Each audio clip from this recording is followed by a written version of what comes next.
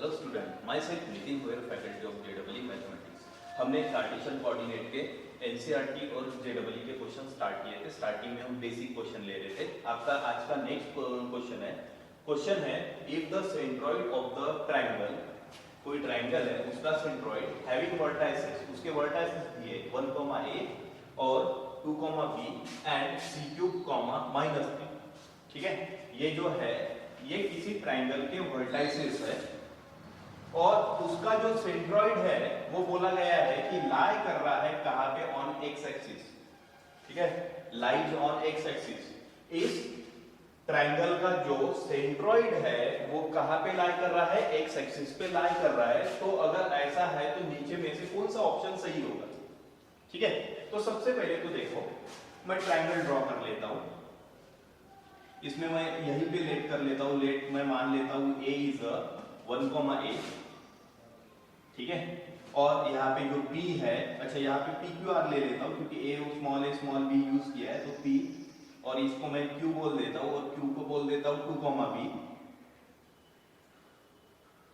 और तुम्हारा c है जिसको मैं बोलता हूँ c3, -3।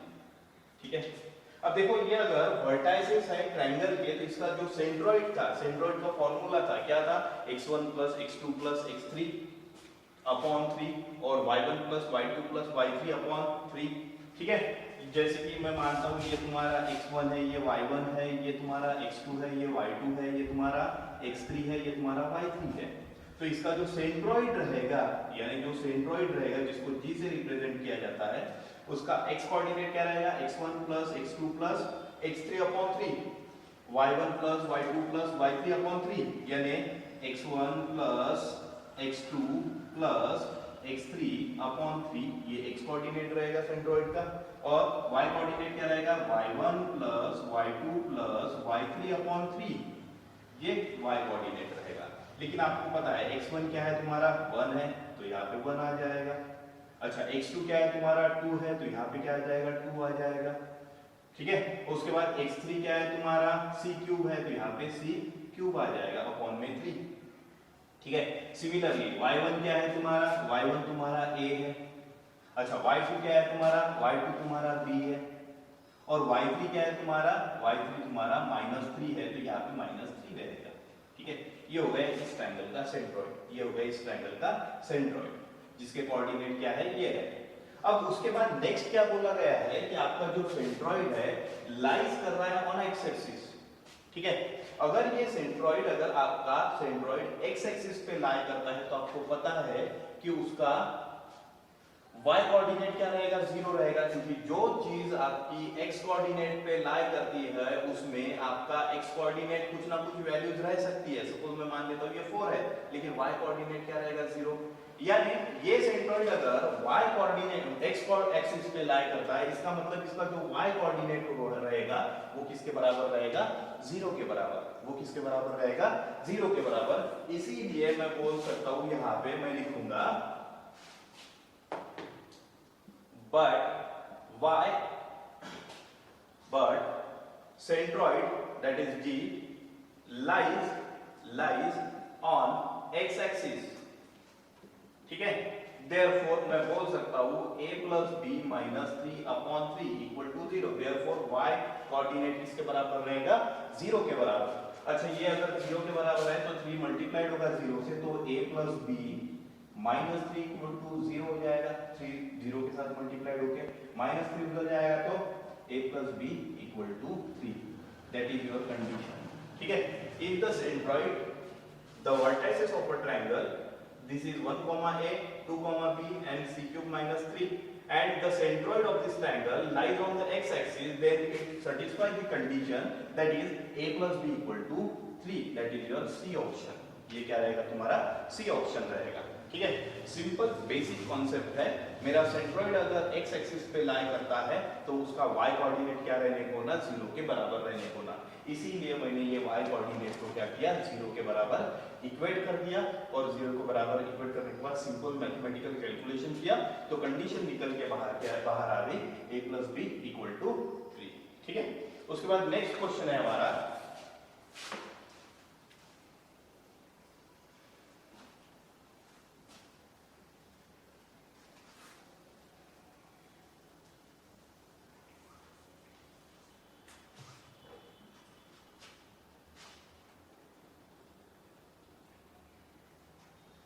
नेक्स्ट क्वेश्चन है the vertices of a triangle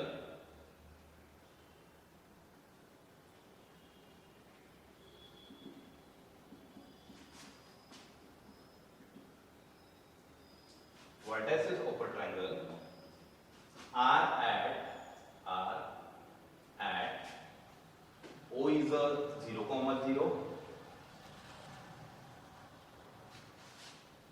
A is a small a, 0, and B is a 0, small b. Full stop. The distance between the distance between its circumference, its circumcenter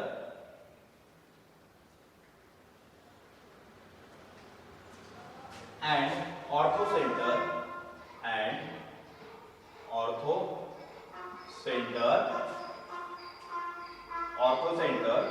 is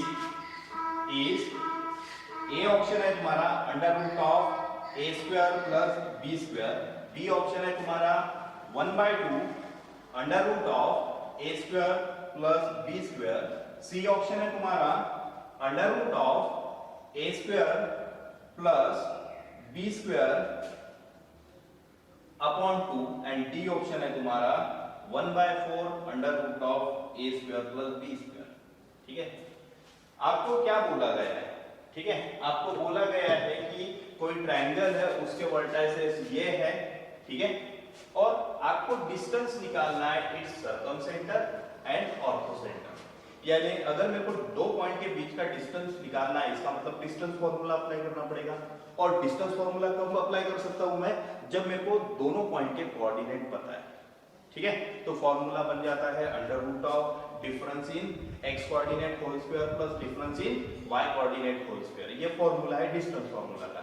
यानी मुझे सबसे पहले तो सर्कमसेंटर निकालना पड़ेगा और उसके बाद ऑर्थोसेंटर, और उसके बाद मैं क्या कर सकता हूं, आपका डिस्टेंस निकाल सकता हूं सर्कमसेंटर और ऑर्थोसेंटर के बीच का, है ना।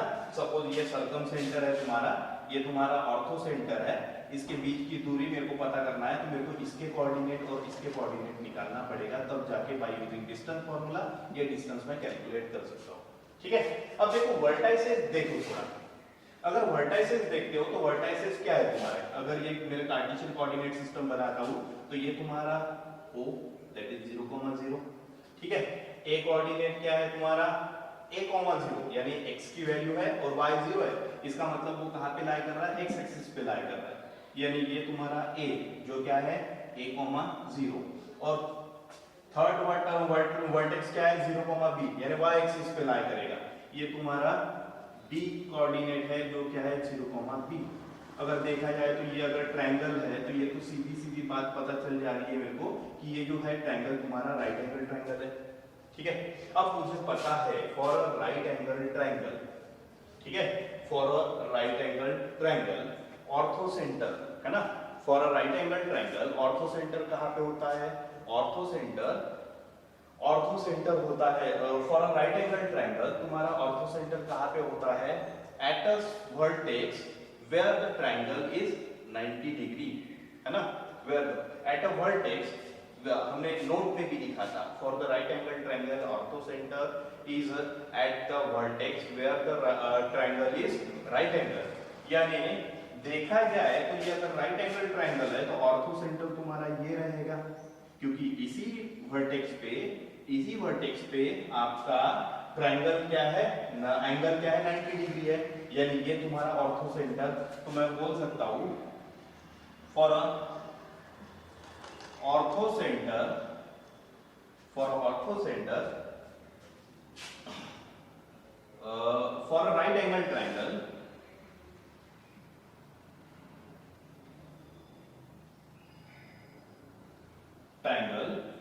orthocenter is at the vertex where triangle is 90 degree, यानी राइट एंगल। ठीक है, तो therefore ऑर्थो सेंटर इज क्या रहेगा, O is a 0,0, O is a 0,0, ये तो हो गया ऑर्थो सेंटर। उसके बाद हमें पढ़ा था सर्कम सेंटर। सर्कम सेंटर हमने क्या पढ़ा था, सर्कम सेंटर फॉर, ये भी नोट में लिखा था हमने कि circum centre for a right angle triangle is a mid point of hypotenuse, है ना।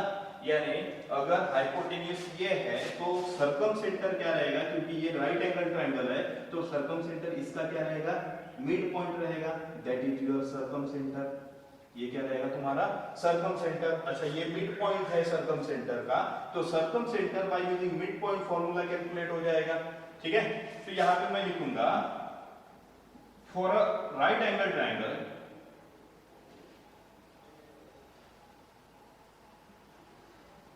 Right angle triangle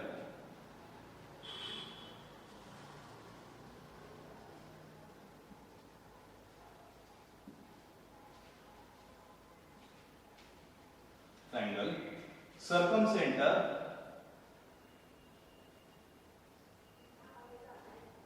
is mid point of hypotenuse, ठीक है। हाइपोटेन्यूज का क्या होता है, मिड पॉइंट होता है।